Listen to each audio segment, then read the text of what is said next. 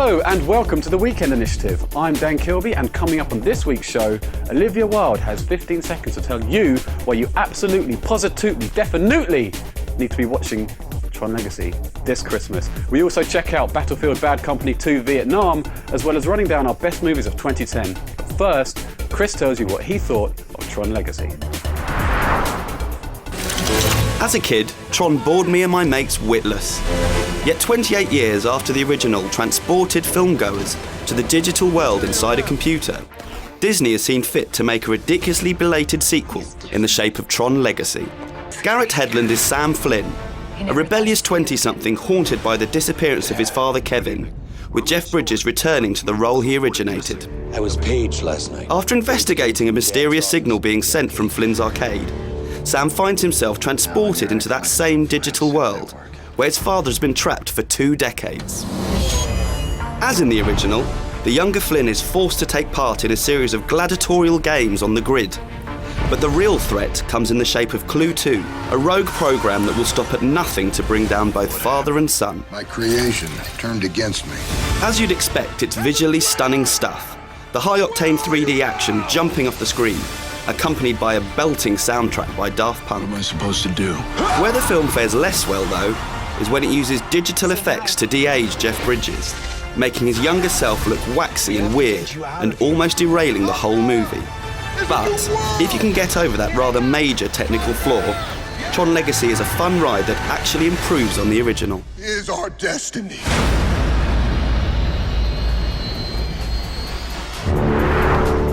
So that was Tron Legacy from Chris, and now it's Tron Legacy from Olivia Wilde in 15 seconds.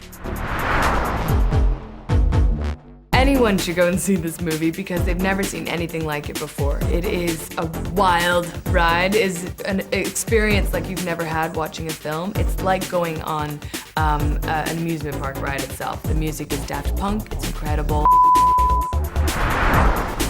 Thanks, Olivia. Now, how good is Battlefield Bad Company 2 Vietnam? You don't know, man! You weren't there!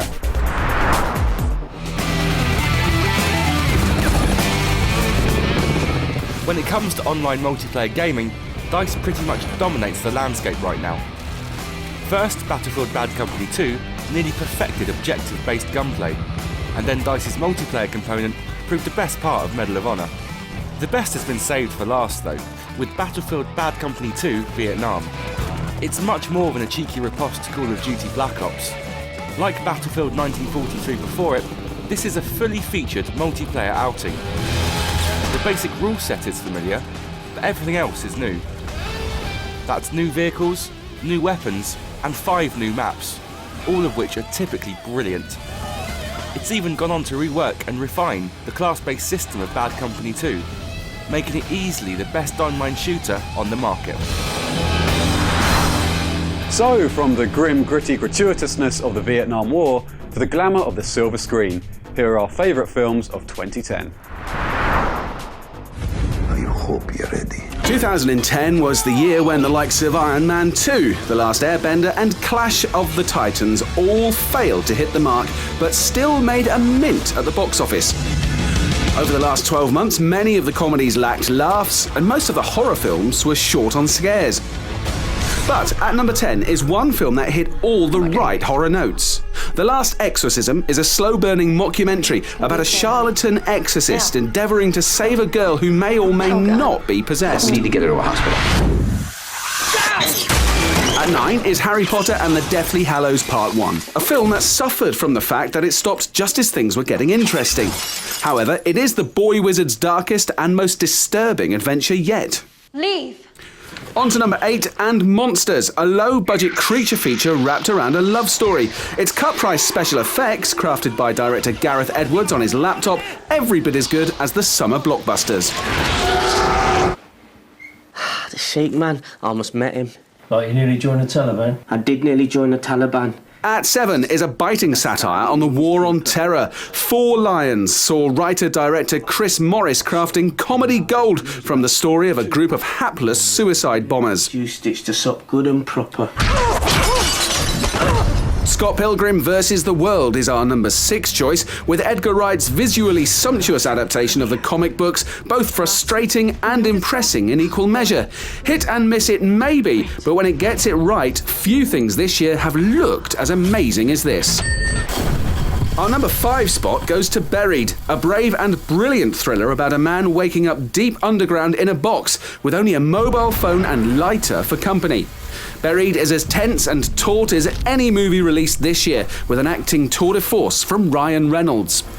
At number 4 is The Social Network, David Fincher's gripping account of the founding of Facebook. It's a tale of money, sex, intrigue and betrayal, with an excellent young cast including a star turn from Jesse Eisenberg as the socially awkward Mark Zuckerberg. Come to Papa! Our pick for number 3 is Toy Story 3. The guys at Pixar creating a note-perfect end to the trilogy that followed many of the same story beats as its predecessors, and yet managed to find something new to say about growing up and moving on. At number 2, writer-director Christopher Nolan broke into IGN brains this summer where he planted Inception, the most brilliantly thought-provoking blockbuster since The Dark Knight. It's a multifaceted exploration of the infinite world of dreams. This is a dream and you have a safe full of secrets. I need to know what's in that safe. With effects that are metaphorically and literally out of this world. How come nobody's ever tried to be a superhero? Finally, our number 1 movie of the year has to go to the film that was without a doubt the most fun to be had in a cinema for quite some time. Kick-Ass is a postmodern superhero flick that satirises the genre while at the same time paying tribute to it. Matthew Vaughn's film was lewd and crude, yet had a heart of gold. Plus, it introduced the world to Hit Girl, the foul-mouthed assassin who steals every scene in which she appears. Combine her thrilling performance with great jokes, stunning action, and characters you actually care about. Oh, fuck me, that kinda hurt. And the result is a film that truly kicked the ass of 2010. Who are you? I'm Kick-Ass. What a kick-ass list. Anyway, next week Tom Butler will be here with the Christmas Initiative. Until then, don't forget to look us up on Facebook and Twitter. Goodbye!